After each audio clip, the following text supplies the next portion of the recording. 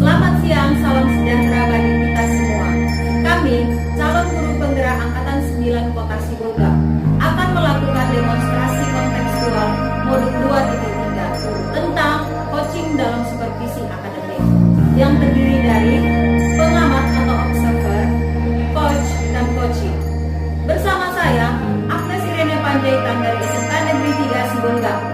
Bersama saya, Eti Asnela dari SMA Negeri 4 Sibolga. Bersama saya, Sulastyo Nagalu dari SMA Negeri 4 Sibolga. Bersama saya, Fatmatua Rahab dari SD Negeri 084 Sibolga. Selamat menyaksikan. Selamat siang Ibu Agnes. Selamat siang Bu Heti. Ya, baiklah Bu Agnes, sebelum kita melakukan processing coaching pada siang hari ini Bu, saya akan melakukan diskusi tentang pemberian dulu terhadap Ibu. Kemudian nanti Bu, pada coaching kita hari ini, saya akan mengamati coach dengan coachee apakah sudah sesuai dengan penilaian. Kemudian Bu, apakah nanti proses coaching yang sedang berlangsung ini sudah sesuai dengan alur tirta ataupun belum. Baiklah Bu, yang pertama saya tanyakan dulu ya kesiapan Ibu ya. Apakah Bu kompetensi yang ingin dikembangkan pada proses coaching kita hari ini Bu? Kompetensi yang ingin saya kembangkan yaitu pertama kehadiran penuh ya Bu ya. Kemudian yang kedua mendengarkan aktif dan yang ketiga nanti mengajukan pertanyaan berbohong. Oke, baik Bu. Selanjutnya itu Bu, yang kedua ini adalah apa nanti Bu indikator yang Ibu inginkan di dalam proses coaching pada siang hari ini? Yang saya inginkan itu Bu, coach saya bisa menemukan solusi dari permasalahannya atau menemukan langkah-langkah dalam mengatasi permasalahannya. Itu aja Bu.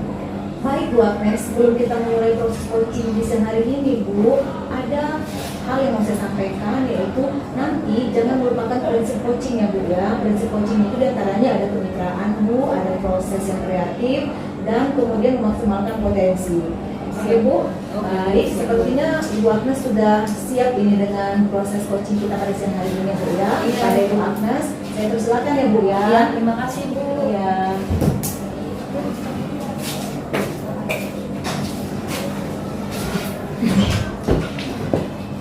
Selamat siang Pak Somad.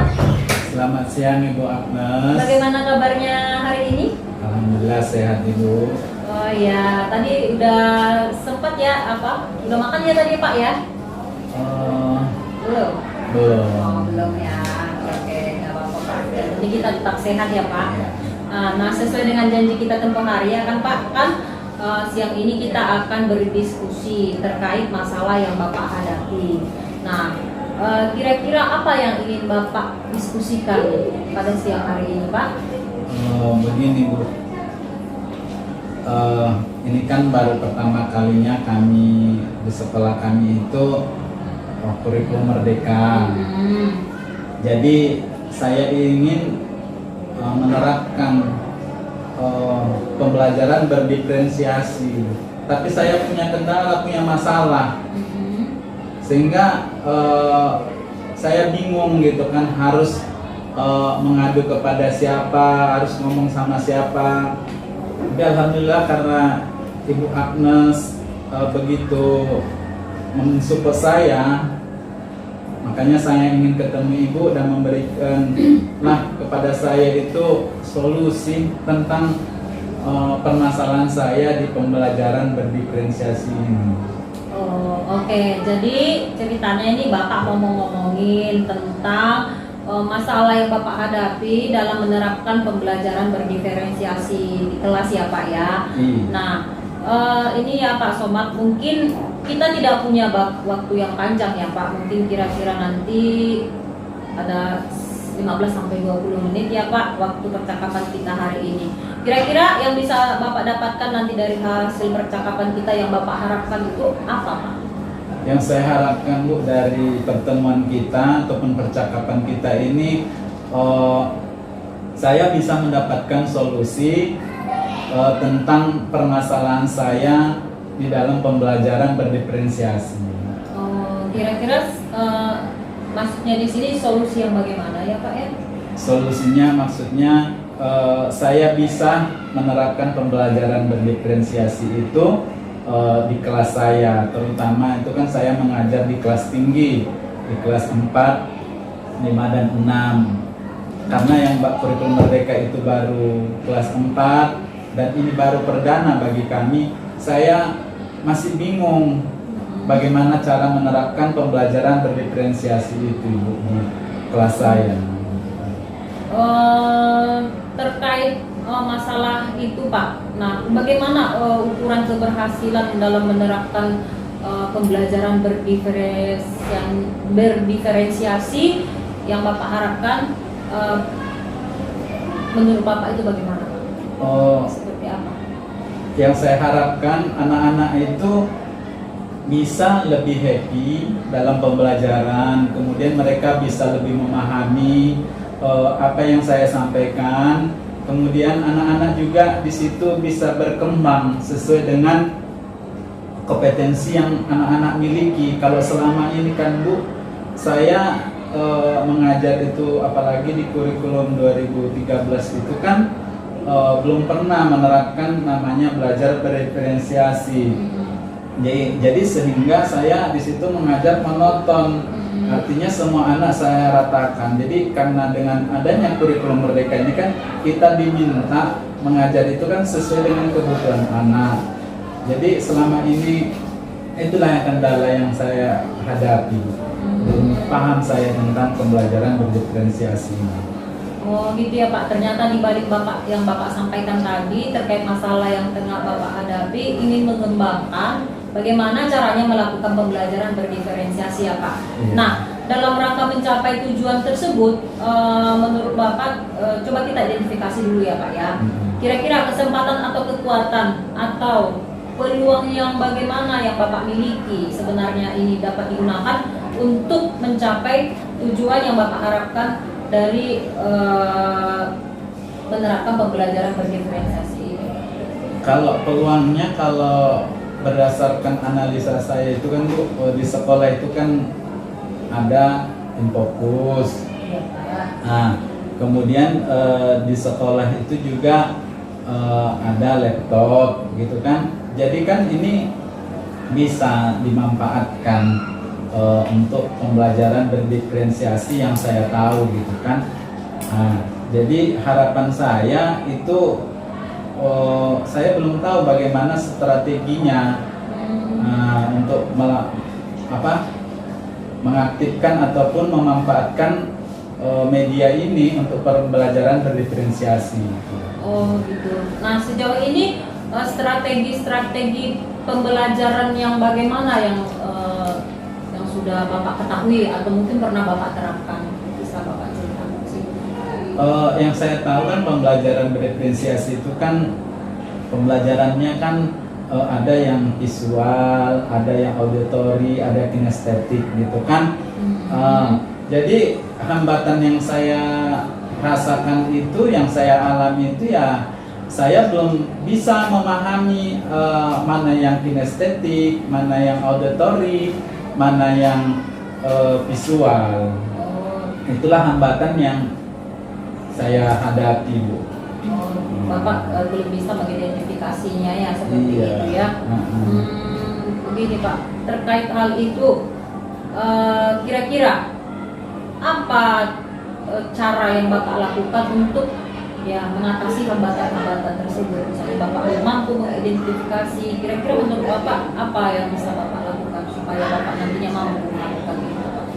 Kalau saya sudah ada rencana sih Bu, salah satunya mungkin ya dengan konsultasi dengan Ibu lah kan, mungkin Ibu mungkin lebih paham tentang pembelajaran berdiferensiasi ini.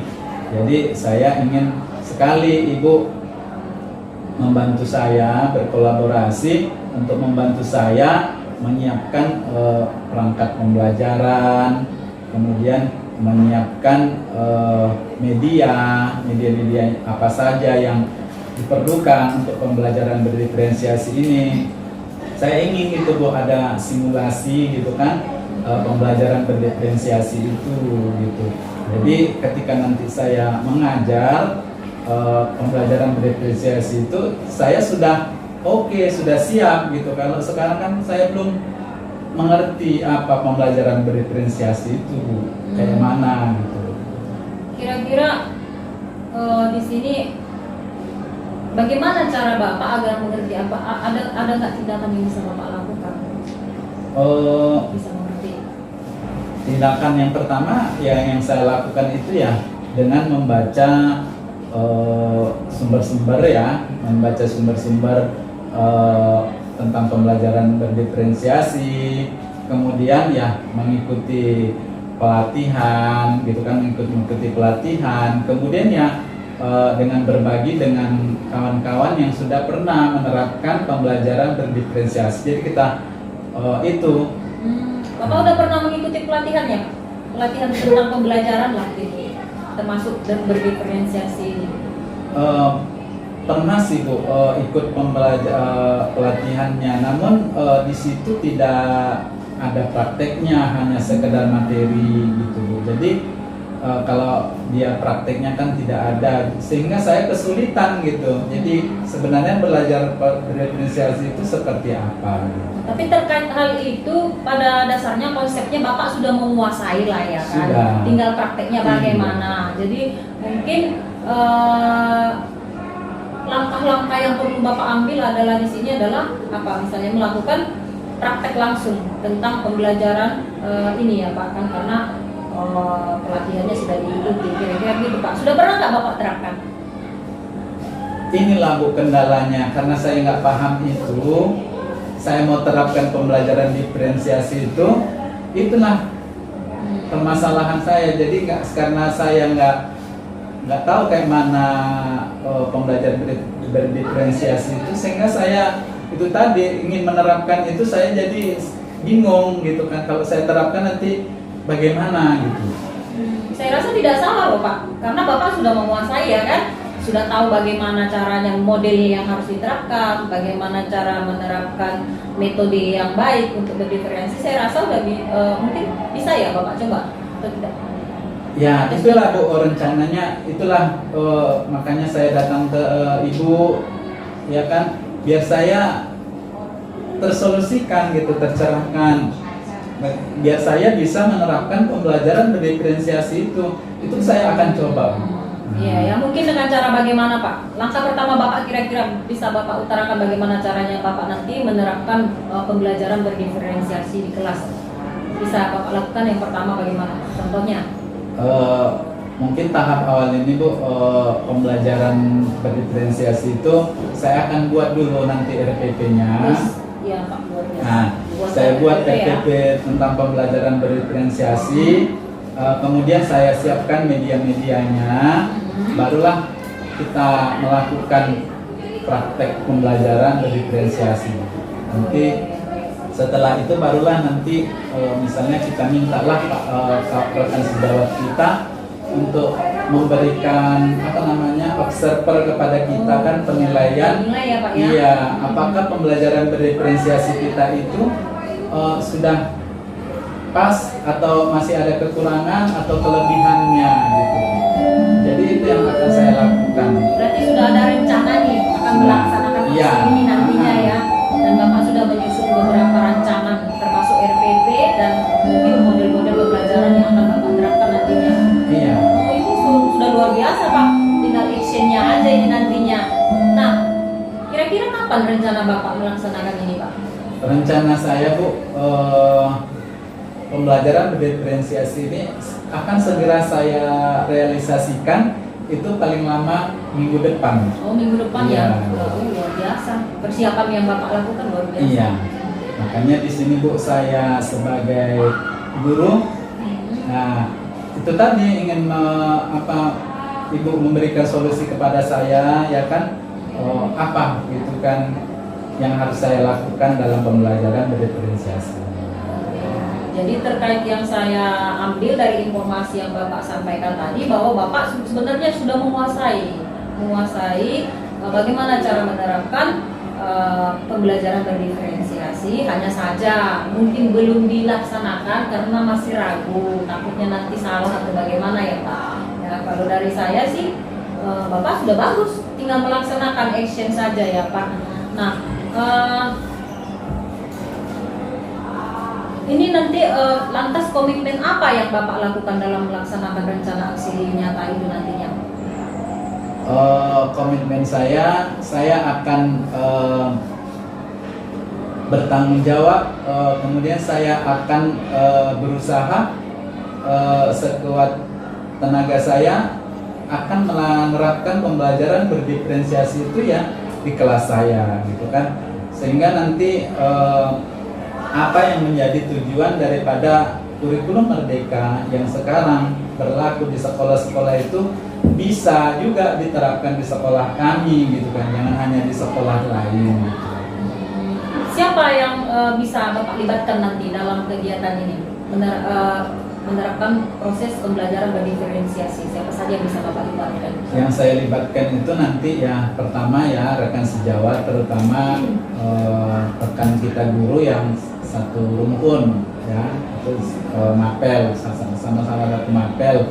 Kemudian nanti rekan sejawat yang lain yaitu kalau di SD kan itu guru kelas. Nah, misalnya dia ketika ada waktu kosong, di jam kosong dia waktu saya agama, itu bisa saya libatkan mereka itu untuk memberikan masukan, menjadi observer untuk pembelajaran berdiferensiasi saya nanti. Oh ya, bagus sekali ya Pak, apalagi kita melibatkan rekan sejawat juga sungguh sangat luar biasa ya Pak ya. Oke, baiklah Pak, mungkin banyak ya mungkin yang sudah bisa Bapak lakukan ya untuk menerapkan pembelajaran berdiferensiasi ini. Apakah ada lagi yang mungkin yang Bapak mau bicarakan dengan saya? Alhamdulillah Bu, apa yang sudah saya sampaikan itu artinya plong saya gitu kan. Artinya yang selama ini saya bingung dengan adanya masukan dari Ibu, pencerahan dari Ibu, saya bisa, artinya saya percaya diri, saya yakin bisa menerapkan pembelajaran berdiferensiasi di kelas saya. Oh, Itu. baik sekali ya Pak ya. Jadi semoga bisa diterapkan nanti di kelas Pak dalam waktu minggu depan ya Pak. Iya. Semoga sukses dalam menerapkannya. Terima kasih ya Pak atas perjumpaan kita hari ini. Jadi semoga kedepannya kita juga bisa berdiskusi kembali. Selamat siang Pak. Oke, terima kasih Bu.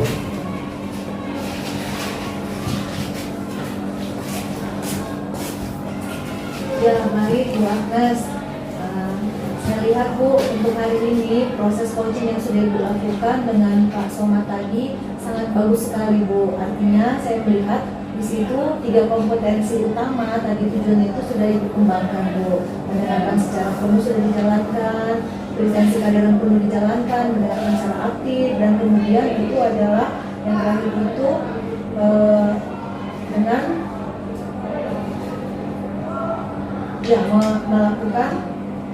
melakukan ke itu ya Bu ya,